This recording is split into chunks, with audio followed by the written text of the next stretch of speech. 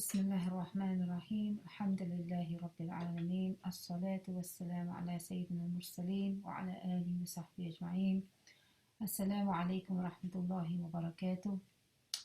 Dear brothers and sisters, I hope you enjoyed the previous two parts on an introduction to why Ramadan is such a great opportunity for change, and also have started making some headway with the dietary program.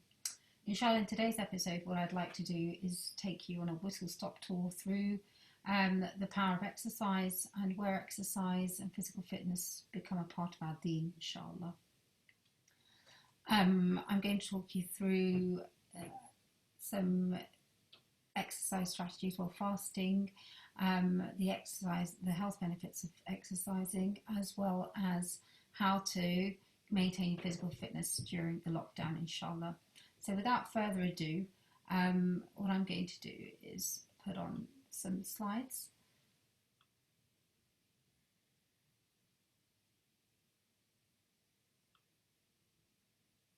Okay, so we often wonder, well, how did the Prophet ﷺ exercise? Where is exercise a part of our religion? And many of us as a community are not necessarily the most active. So without further ado, really, we've already talked about the body being an amana and its need to be maintained properly. And we know increasingly from research that exercise is the most amazing pill and it's free. Going back to the example of the Prophet ﷺ, Aisha radiallahu anha stated that I raced with the Prophet ﷺ and I beat him. Later, when I had put on some weight, we raced again and he won. And this is from Bukhari. So this shows quite clearly that the Prophet ﷺ engaged in physical activity, engaged his family in physical activity, and played with his family. The Prophet ﷺ once wrestled with a man called Rukhana, who was well known for his strength, throwing him down more than once. This is from Abu Dawood, and there are a few narrations in Tirmidhi about the way the Prophet ﷺ used to walk. When he walked, because of the speed and force of the legs, it seemed as if he was descending from a high place. So from these hadith, we can actually gather the Prophet ﷺ was actually physically quite fit. We know to have climbed up Mount Hira, he must have been, sallallahu alaihi wasallam, quite, strong and fit and with good stamina. So he was certainly not sloppy or lazy or weak or in poor health. He could walk at force, he could walk with a certain presence. He had a lot of strength and energy, mashallah.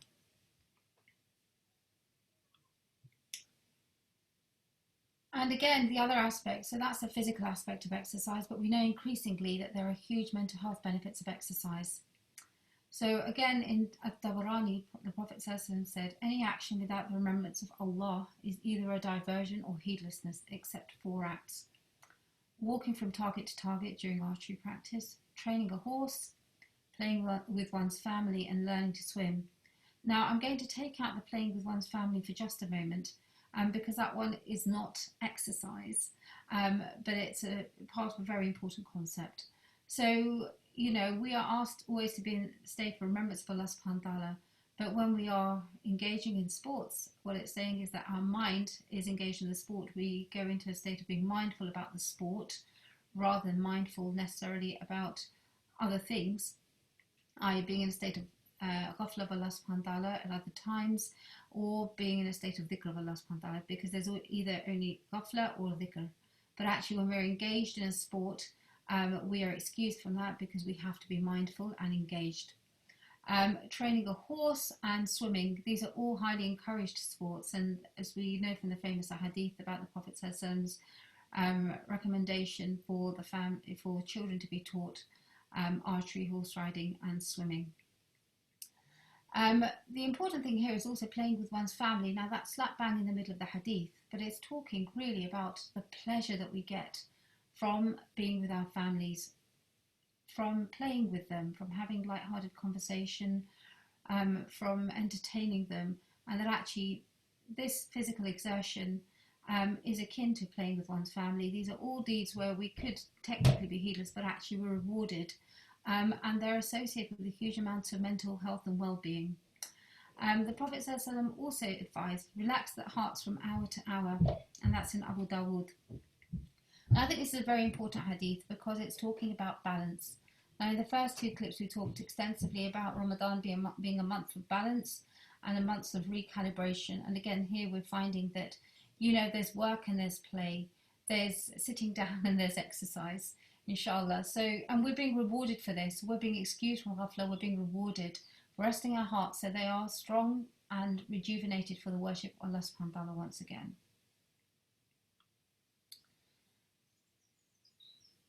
So before I proceed, I'm going to talk a little bit about the miracle that exercise is.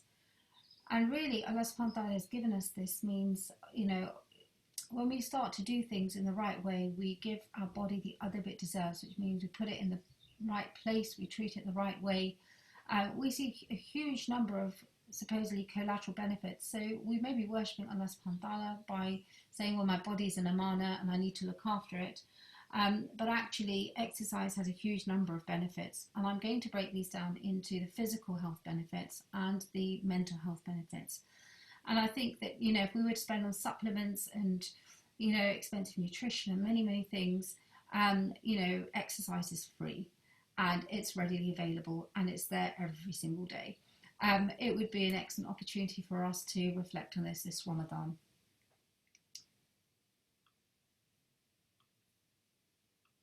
So exercise, the wonder pill, it's anti-aging. It reduces muscle and bone loss. So we know one of the first things that happens as we start to age is the speed of walking slows down and our ability to stand on one leg becomes compromised, and that's simply due to muscle loss. And with many of us living sedentary lifestyles, sitting for long hours, driving, doing desk jobs, and now, like I'm here, sitting in front of a computer, we are actually losing that muscle strength. But exercise helps to counteract this. And even if we start in our 40s, it's a great time to actually have longer and better health, inshallah. And, by Allah's will, extend our longevity by not bringing disease upon ourselves. It can help to balance out hormones. Again, we talked a lot about insulin resistance previously, and that's one of the key hormones that exercise helps to regulate. It therefore also helps reduce the risk of developing type 2 diabetes, and decreases the risk of heart attacks and strokes, and kickstarts our metabolism. Alongside all of these things, it can help us to manage our weight and reduce our risk of cancer. It can also boost our memory and concentration and fight brain aging, because exercise is an anti-inflammatory pill. And it can help to reduce that toxic organ fat we were talking about before. But here's what's even more amazing. How many people across the world are on antidepressants? How many people are low and sad and miserable and unhappy with life? Well, Allah subhanahu wa ta'ala has given us the Prozac that we crave. So not only does exercise help us boost our memory and concentration, it can help us to improve our mood, our energy, our mental alertness, and reduce stress levels. Of course, when we exercise regularly, we build up an attractive physique. For men that might be six packs, for women it might be something else.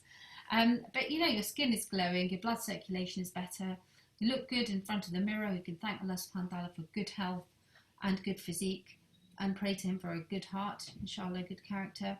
But it also improves our self-esteem.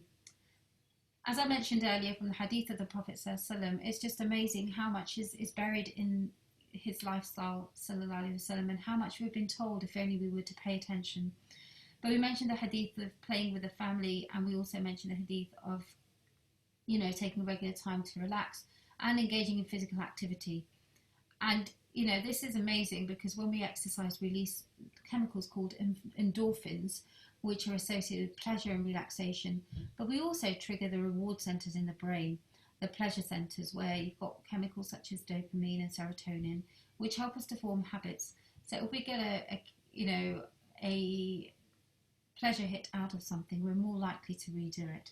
Of course, not everybody enjoys exercise, but you can find a way of moving and keeping yourself fit that is, associated with your pleasure, inshallah, and you can fulfill, your body's rights upon itself, inshallah, and improve your health considerably. But here's what I find quite amazing, is that the fact that we exercise can actually improve our mental flexibility.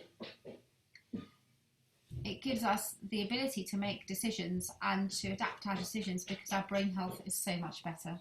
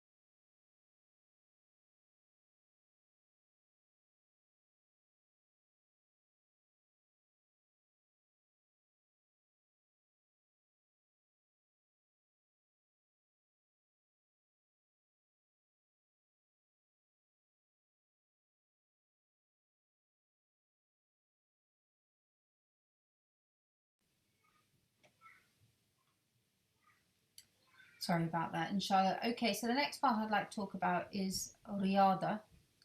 So what is Riyadah? Now, Riyadah is a very interesting Arabic word. And when I think of exercise, this is a word that comes into my mind. So if we treat, every action by intention, then the intention to look after our bodies as an amana from Allah subhanahu wa ta'ala, to take care of them so that we can worship Him properly and live happy and fulfilled lives, and seek goodness in this life and the next, well, actually that becomes an act of worship.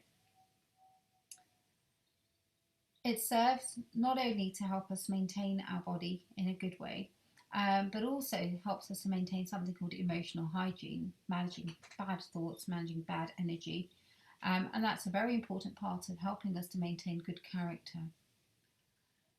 So the technical definition of the word Riyadah is physical training, and anything that comes under this action of repeated exertion, discipline, effort and repetition is a form of Riyadah. So we'll find under the same definition physical training, sports, mathematics, relaxation, spiritual exercise. Why? Because all of these need repetition. All of these require effort, and you need to do this to get to an end point. And by the same token, Rawda or Riyadh, which is a plural, garden or gardens, you have to tend to them, you have to repeatedly manage them. It's a process. So exercise, and I think this is such a beautiful word because Riyadah captures not only the physical exercise, the process that goes into when we're exercising, but it goes into the concept of the relaxation and also the discipline. It kind of encompasses everything. So having discipline in our lives is a key concept of the believer. Imam al-Ghazali rahimahullah said, "Know that a man who is dominated by sloth will consider unpleasant any spiritual struggle and discipline, and by that token actually even physical struggle, or any purifying of the soul or refinement of character." So when we try to inculcate this discipline into our lives, we start to reach another level. A lot of things become easy, whether it's our ibadah, whether it's physical exercise, whether it's, good character.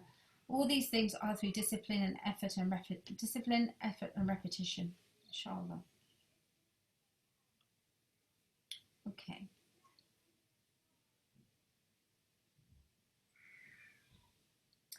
So the next thing I'm going to talk about is about movement. And my family always laugh because I say, I don't want to get sitting disease. Please don't make me sit for long periods of time. And sitting disease is probably the biggest crisis of our era. It's bigger than smoking. It's probably even bigger than drinking because it affects all of us. And sitting kills.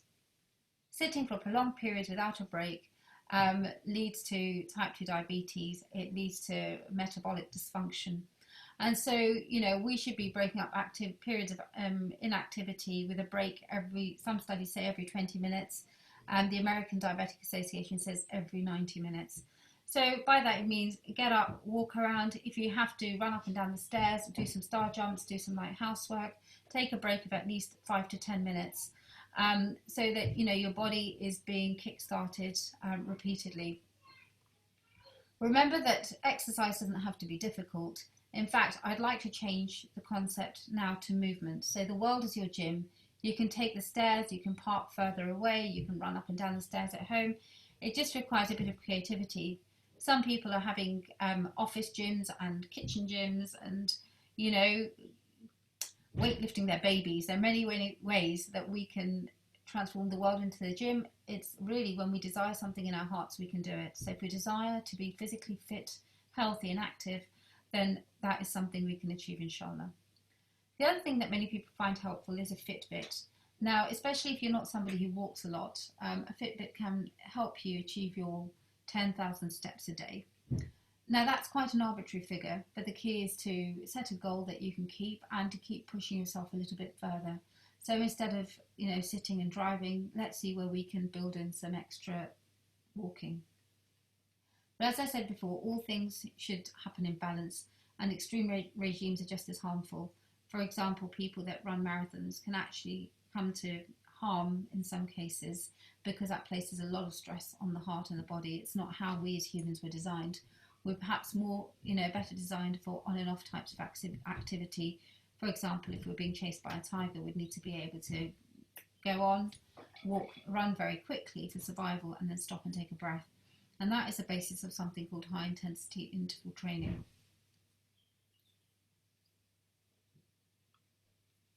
So I want to talk a little bit more about running and walking.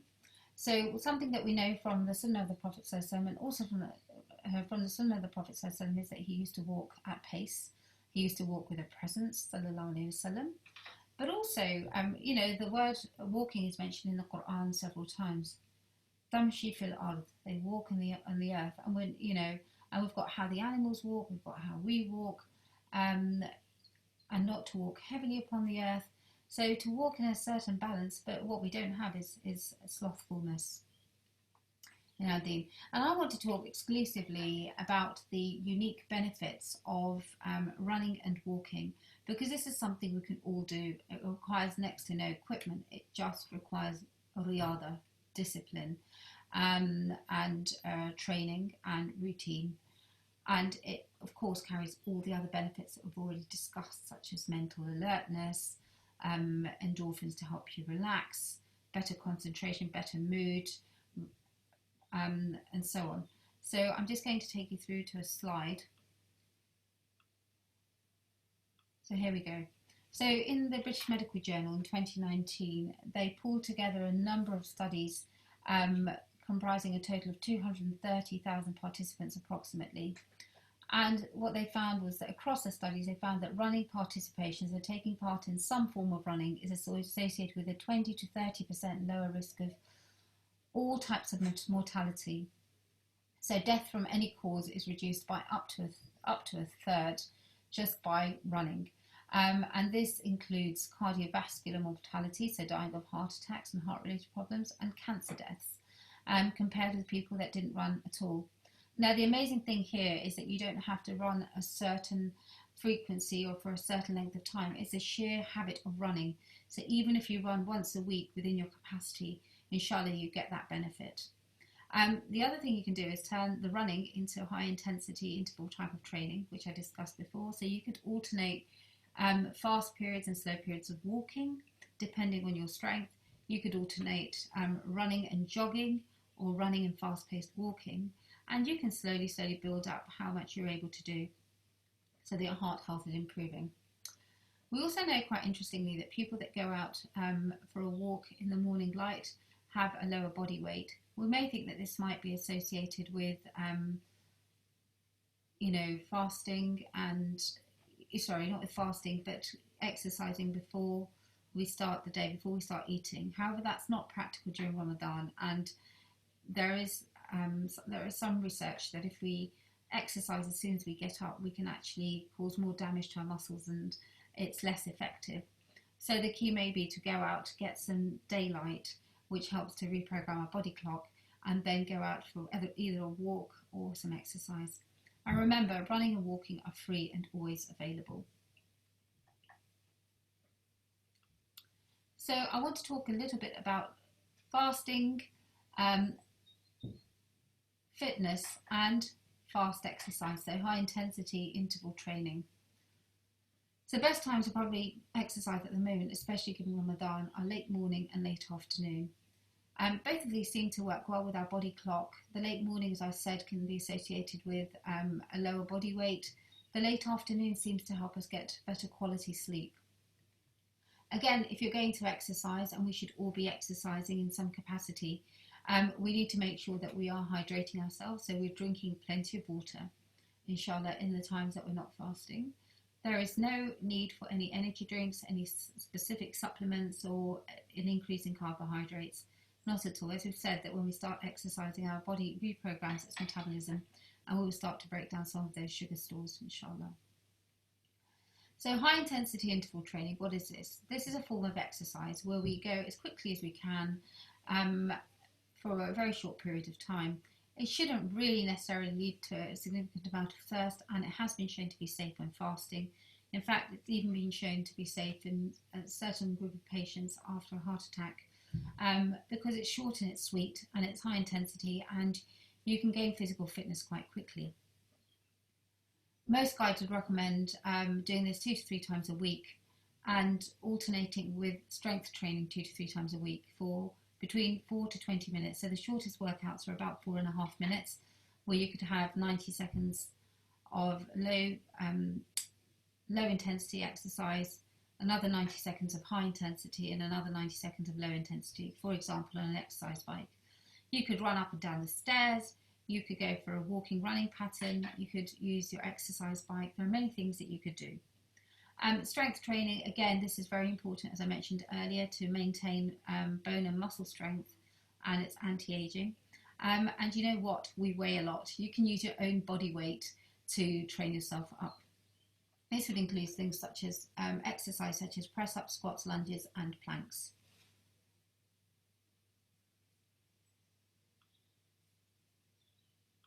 So before I go on, inshallah, we've covered quite a lot of material here today, but the important thing is really that there is some kind of movement. Whatever you can manage according to your age and your capacity, your physical health, inshallah, you will know what you can do. Obviously, if you're starting from scratch, you cannot go from 0 to 90 immediately, so gradualism is important. But even if that means you do get out for your daily walk, that would be something that would be life-changing for you, inshallah. It's easy, and it's, in a way, following the sunnah of the Prophet ﷺ. So I'm going to talk about some tips for physical activity during lockdown, inshallah. Let me share this with you. So here we go. As I said, do not embark on a new exercise routine in Ramadan. So if you've not been accustomed to doing exercise, please do not suddenly think you can run the marathon. Gradualism and building up that strength, always very, very key. And the amazing thing is you can build that up really quite quickly. As soon as you take an exercise routine up, your body starts to make changes.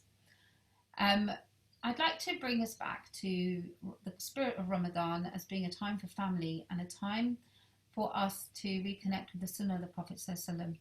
And we know from the hadith that it's sunnah actually for men and women to work around the home and keep active. So we know that there's a reward for a woman who moves, puts things in her husband's house, puts them back in a proper place, even though I think we all find this extremely frustrating. And I'm not saying men should leave things lying around, but it's a concept of working in the house and working with our hands. And it keeps us physically active, especially now we can't employ cleaners and home help. We absolutely have to work as a team, because this keeps our mental health good. It reduces the risk of frustration and resentment, and domestic violence and irritation in the household. But we also know that the Prophet ﷺ, when he was not engaged outside the home, he would be in the service of his family, and he would do the physical work of the home and support his wives. And I think this lockdown is an amazing opportunity for this. So many brothers I'm hearing of are learning how to cook and are finally appreciating the work that their wives are having to do. Alhamdulillah. But I think the key thing here is that it's sunnah for men and women. So If we make the intention of fulfilling that sunnah, Allah subhanahu wa ta'ala will put barakah in it. And inshallah, when we come out of this lockdown, we'll be far closer to the sunnah, in better health, happier families, stronger and fitter. So even just doing the light work around the house, the light housework, vacuuming and scrubbing floors or whatever you want to do, it can decrease our risk of diabetes, obesity, and in one paper, endometrial cancer. The other tip would be to make sure you go out for your daily walk or daily bike ride and make it at least 30 minutes. Make sure you get out of breath a little bit. And then we talked about playing with our families. So although that's recreation, you might play a bit of football or play some other team sports with your children, with your wife, in your garden or in the park. You can also do some gardening. Now, gardening is excellent for stamina and strength. And inshallah, it connects us back with the earth, connects us back with Ramadan, the concept of Allah subhanahu wa ta'ala providing and watering the plants and making them grow, and having the barakah of having our very own, halal and tayyib and organic produce, inshallah. Then, you can find also many tips on kitchen workouts, so things like tricep dips and various things. You can basically turn your kitchen into a gym and use the work surfaces to help you work your upper body. You can also get resistance bands quite cheaply on the internet, which you can use to train yourself up, to train all parts of your body and just add that extra challenge to any workout that you're doing. And then, as we all know, Joe Wicks has become the nation's PE teacher. If you want, you can do some Joe Wicks, or any other live sessions that you find work well for you. And then, of course, there are the low-intensity workouts, which are really ideal in Ramadan, things like yoga and Pilates, which you can put in towards the evening time. Okay, so what I want the take-home message from this talk to be is really do something. Don't do nothing. Something, whatever you can manage.